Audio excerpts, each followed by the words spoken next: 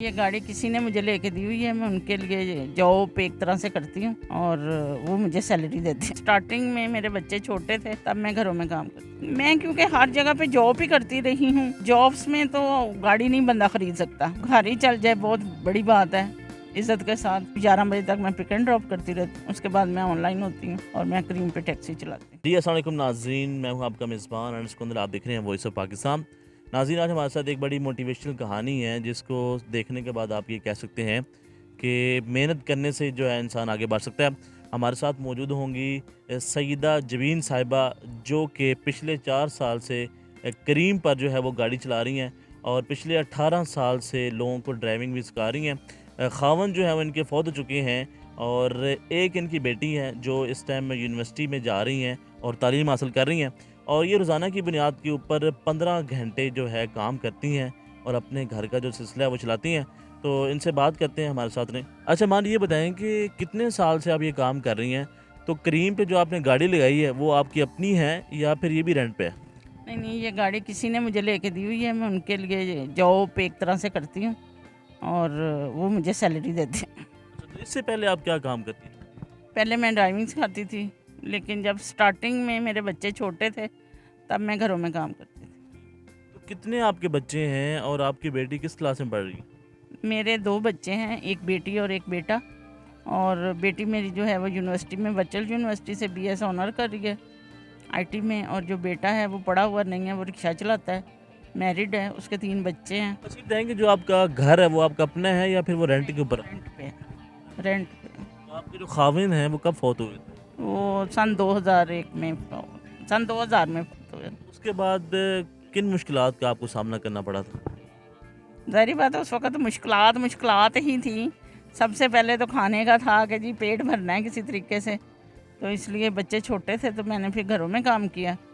उसके बाद फिर ड्राइविंग मुझे उस वक्त भी आती थी, लेकिन मैं कोई ड्राइविंग स्कूल ज्वाइन नहीं कर सकती थी क्योंकि बच्चों को रखने वाला कोई नहीं था। इसलिए फिर मैंने, जब बच्चे थोड़े से बड़े हो गए, फिर मैंने ड्राइविंग स्कूल ज्वाइन किया। 18 साल से, पिछले 18 साल से मैं ड्राइविंग सिखाती रही हूँ। उसके बाद फिर ये मुझे गाड़ी किसी ने लेके दी है तो मैं क्रीम पे गाड़ी चला रही हूँ। 4 साल हो गए मुझे। अच्छा, ये बताएं कि ज़िंदगी में कोई ऐसा मौका आया हो, कोई ऐसा वाक़या हो जो आप अभी तक भूल ना सकी हो? मियाँ की डेथ ही सबसे बड़ा हादसा है। और दूसरा जो मेरी लाइफ में कमी है वो ये है कि मैं अपने बेटे को पढ़ा नहीं सकी, उसको टाइम नहीं दे सकी जो कि मुझे देना चाहिए था। लेकिन बस वो मेरे से ये गलती हो गई है कि मैं उनके पेट भरने में लगी रही हूँ। कम से कम मुझे चाहिए था मैं उसकी एजुकेशन की तरफ तवज्जो देती, उसको टाइम देती तो शायद वो पढ़ जाता। अच्छा, ये बताएं कि आप रोज़ाना की बुनियाद के ऊपर कितने घंटे जो हैं वो आप काम करती हैं? मैं सुबह 6:30 6:15 बजे घर से निकलती हूँ। फिर मैंने पिक एंड ड्रॉप लगाया हुआ, 6:30 बजे बच्ची को लेती हूँ। फिर उनको, एक को एचएसएन कॉलेज में छोड़ती हूँ, एक सीएमएच में डॉक्टर है उनको छोड़ती हूँ। उसके बाद फिर मैं वापस वापटा टाउन आती हूँ, फिर एक और डॉक्टर को लेती हूँ। इसी तरह फिर मैं पिक एंड ड्रॉप 11 बजे तक मैं पिक एंड ड्रॉप करती रहती हूँ। उसके बाद मैं ऑनलाइन होती हूँ और मैं क्रीम पे टैक्सी चलाती हूँ। अच्छा, आम तौर पर ये तासुब पाया जाता है कि किसी भी खातून के लिए बड़ा मुश्किल होता है कि माशरे के अंदर बाहर आके काम करना। तो ये कितना मुश्किल काम है? मुश्किल तो बहुत ज़्यादा है क्योंकि पूरा माशरा ही मर्दों का है। ख़वातीन को इतनी अहमियत और इतनी वो नहीं दी जाती, लेकिन अगर ख़वातीन इज़्ज़त और अपनी काम करें तो ऐसा भी कोई नहीं बात कि वो कर नहीं सकती, कर सकती हैं, लेकिन हिम्मत और हौसला उनको करना पड़ेगा। अल्लाह की मदद शामिल हाल रहेगी इंशाल्लाह। अच्छा, कुछ लोग जो हैं वो ये काम करते हैं कि वो बाहर निकल के भीख मांगते हैं। अगर कोई उनके ऊपर मुश्किल आती है तो वो दूसरों की तरफ देखते हैं।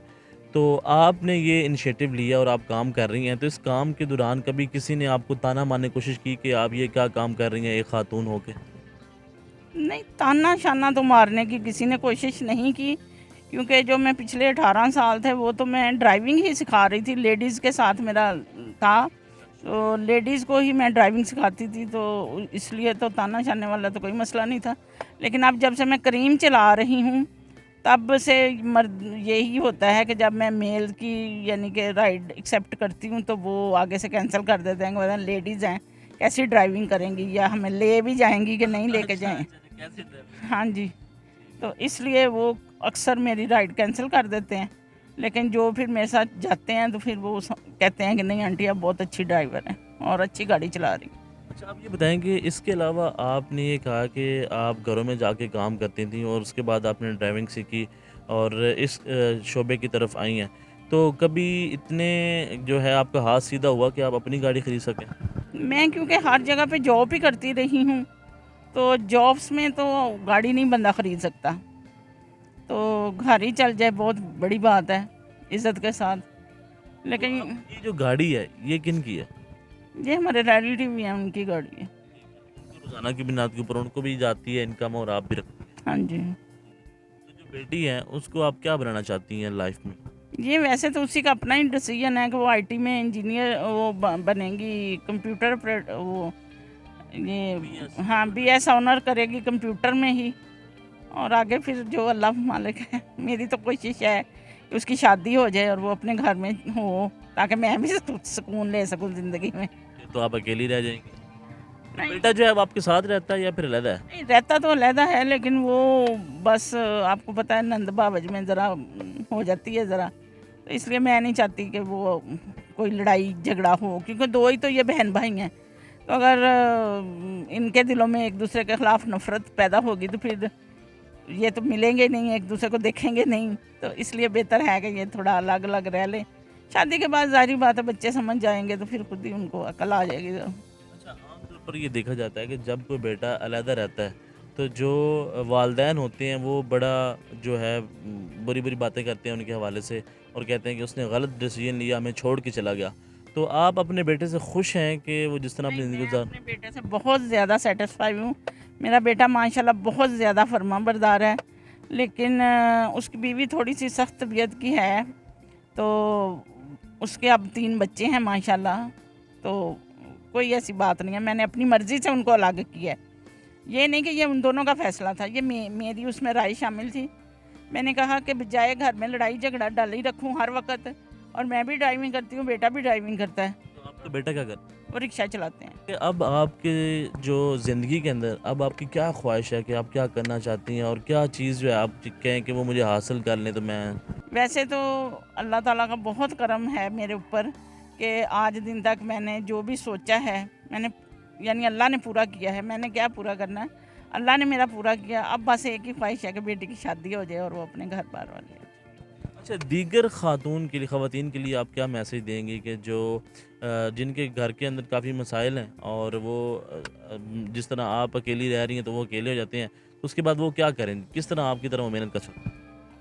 मेहनत यानी कि लड़कियों को या ख़वातीन को यही चाहिए कि जिस चीज़ में उनकी दिलचस्पी है ना वो काम करें। यानी कि जैसे मैं हूँ तो मुझे इतना खाना पकाना या इस तरह के कपड़े सीने या ये वो काम नहीं इतना मेरा था, तो मेरा शुरू से मर्दों वाले काम करने का रुझान था, तो इसलिए मैंने ये शोबा ज्वाइन किया।